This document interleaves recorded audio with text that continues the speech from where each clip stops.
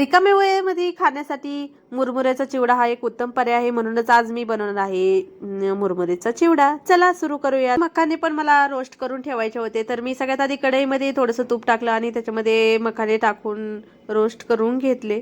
दोन्ही कामं माझे सोबतच चालू होते. एक साईडला मी मुरमुरे जे असतात ते थोडे भाजून घेत होते आणि एक साईडला माझे मखाने रोस्ट करायचं काम चालू होतं. मखाने रोस्ट झाल्यावरती मी त्याच्यावरती थोडंसं मीठ टाकलं आणि मखाने रेडी झाले. तर पुढची तयारी मी मुरमुऱ्याची करून घेत होते. ते कढीपत्ता, थोडीशी हिरवी मिरची, कोथिंबीर आणि थोडंसं लसूण मी कुटून घेतला. एका मोठ्या पातेल्यामध्ये थोडंसं तेल ओतून त्याच्यामध्ये शेंगदाणे, हिरवी मिरची, कढीपत्ता, कोथिंबीर, खोबरं आणि कुटून घेतलेलं लसूण टाकून थोडीशी हळद, लाल तिखट आणि चिवडा मसाला मी ऍड केला आणि सगळं परतून घेतलं.